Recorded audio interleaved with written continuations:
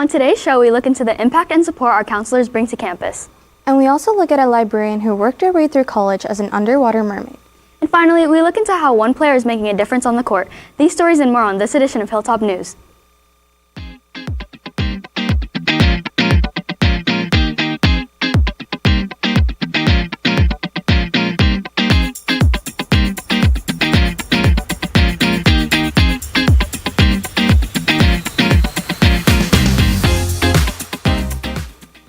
What's Rockin' Rock Nation, and welcome to another episode of Season 6 of Hilltop News. Live from Studio 1060, I'm Mia Iberico. And I'm Akshaya Kadiri.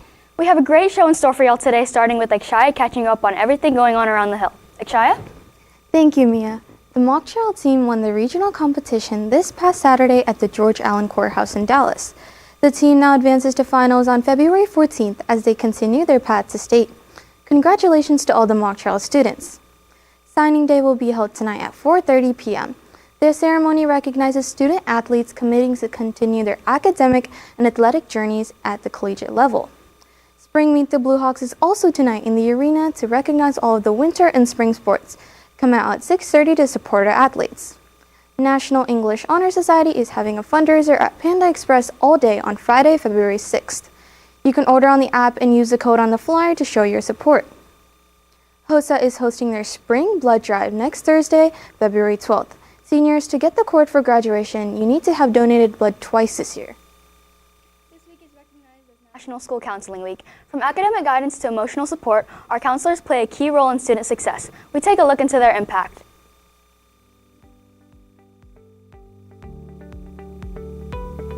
I was a math teacher for freshmen for 19 years before I became a counselor, and the biggest thing when you are dealing with freshmen, it's a big transition year for them, and they would constantly need a lot of help and guidance of getting through the year alone. And so I was like, you know what, I really need to go into counseling so I can guide these kids all 4 years and show them all the opportunities that are really out there that I was never told as a high school student. The most rewarding part about being a counselor is when you're working with the student and they don't believe that they can achieve a certain goal, and then you help them achieve that goal. I was a teacher first, and then always was attracted to psychology and helping students grow. When people come back after graduation and they tell you how they're doing, the things they're doing, this is the school I'm at, this is the career I'm at, and seeing people making dreams a reality, that's the cool part. I pursued a degree in psychology at Texas A&M, and then figured out I would have to go to school for a lot longer.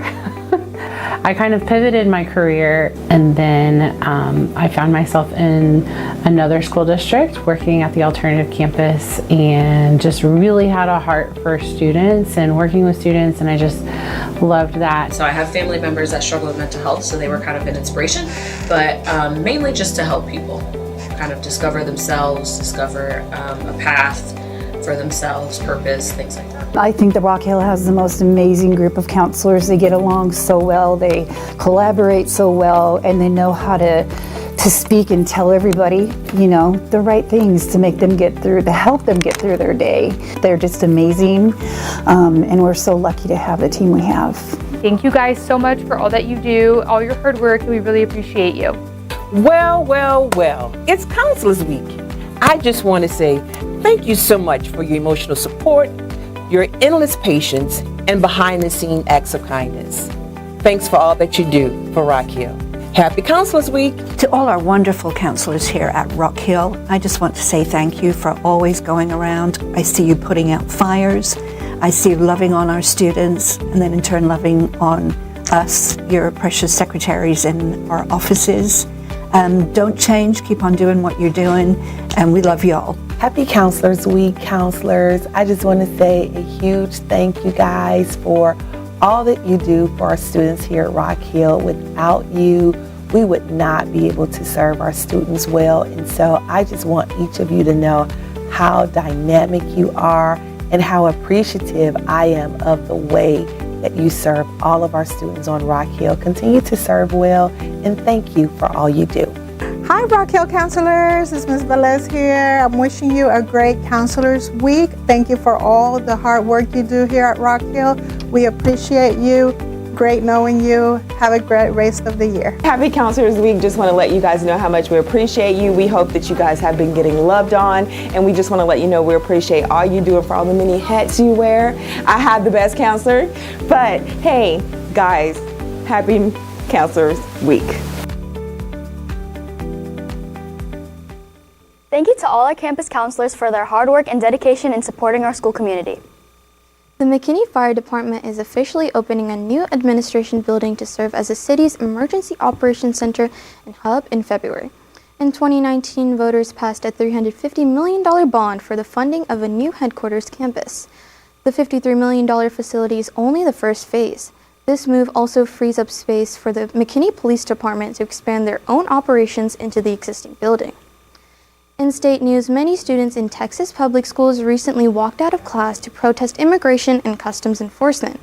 The demonstrations took place in cities including Austin, San Antonio, Waco, and New Braunfels as part of a nationwide movement following recent federal actions in Minneapolis. School officials and local police monitored the events. Some districts said students who participated would be marked absent and could face disciplinary action.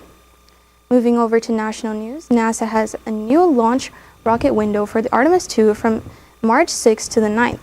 The launch was supposed to take place this Friday, however, when conducting their wet test, they found a hydrogen leak, which caused the launch to be pushed back. The SLS rocket and the Orion spacecraft will be carrying NASA astronauts Reed Wiseman, Victor Glover, and Christina Koch and the Canadian Space Agency's Jeremy Hansen on a 10-day mission around the moon. Working throughout college is common, but for one librarian, their journey stands out. Akshaya Kadiri has the story. Miss Ulmer, one of the librarians here at Rock Hill, worked her way through college by being an underwater mermaid at Ocarina Springs. Another librarian here on campus, Miss Briley, was the one that found out about this interesting job Miss Ulmer had. She started bringing loads and loads of things, and as she would open them up, I noticed that there was a lot of like seashells and sea decorations, and she had like a mermaid picture. And so we spent a couple of weeks setting up our office, and I just thought it was interesting. And so then she told me the story about Ocarina Springs and becoming a mermaid while she was in college. Mermaids and humans live differently. Mermaids can breathe underwater while humans cannot. To act as a mermaid, Miss Ulmer had to learn to live like one. So a day in the life of being a mermaid has a lot of unusual tasks that you probably would not think of. And so we did things like we trained the baby pigs to swim using bottles. We also would freeze little balls of dog food so that when we went underwater to swim and we did our picnic, we could release the dog food and it would attract all the fish. After working at Ocarina Springs for college, she eventually became the librarian we know now, but this decision wasn't always planned. I didn't actually ever plan to be a librarian.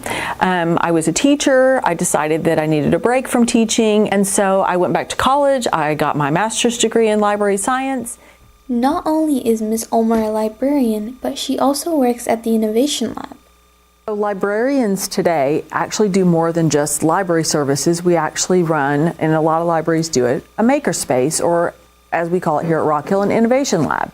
And the innovation lab is a place where teachers and us work together to to build into the curriculum ways that students can think creatively, problem solve, to build something that relates to the curriculum. Being a mermaid is such a unique job to have. It is crazy to know some of the interesting careers our staff used to pursue before joining the Hill. For Hilltop News, I'm Akshaya Kadiri. Mrs. Ulmer is no longer breathing underwater and living out her days as a mermaid, but instead has dove into her love for education and books. Moving over to sports, we had baseball, softball, and soccer in action this week. Krish Bharadiya is in studio to catch you up on everything Blue Hawk sports. Krish? Thank you, Mia. Before recapping the sports from this past week, on Monday, UIL came out with the new district realignments for the 2026 through 2028 school years, which has all three Prosper schools in 6A. The schools that will be in the same district as ours will be McKinney High, McKinney Boyd, Allen, Princeton, Prosper, and Walnut Grove, and for football only, Dallas Jesuit. Starting off with wrestling, who had their district competition last Friday at home, For the girls, Zipporah Swindle, Lillian Jukes, Zakiya Burke were district champions. For the district runner-up, we had Basma Al-Arawi, Alexandria Sedgwick, Caitlin Jones, Luciana Law Alankar, and Chloe Sykes. Sophia Garcia placed third, and Harini Loganathan and Justin Anite and Zain Komari placed fourth. Lillian Jukes was the most voted for the outstanding wrestler of the tournaments. For the boys, we had Julian Larson and Arthur Necessian placed second, Caleb Davis, Jose Ramos Perez placed third, and Carson Musix and Connor McGow placed fourth. Elias Cordova, Pedro Mendez placed fifth, and lastly, Coach Livingston earned the Girls Coach of the Year and Coach Morgan earned the Girls Assistant Coach of the Year. They will be traveling to Allen this Friday to compete in the regionals. Next up, we have softball, who had their pre-grand scrimmages against Frisco Lone Star last night. Winning 5-3, this Friday they will play Walnut Grove at 6:30 p.m., so make sure to come support our Blue Hawks. Baseball also kicked off their preseason scrimmages this past Monday with a big win of 17-8 against Little Elm Lobos. This Friday they take a trip down to Walnut Grove at 4 p.m. Moving over to soccer, both teams took on McKinney Boyd, with the girls losing 1-4 and the boys losing 0-8. Both teams play Plano Senior High School at home on Friday, with the girls playing at 5:30 and the boys playing at 7. Moving over to the boys basketball team, they played Plano East on Friday, losing 35-47. They played McKinney Boyd on Saturday, losing 69-49, but this puts our district record at 1-11. The girls also played Plano East, losing 35-57, but they did jump back, winning against McKinney Boyd 56-44.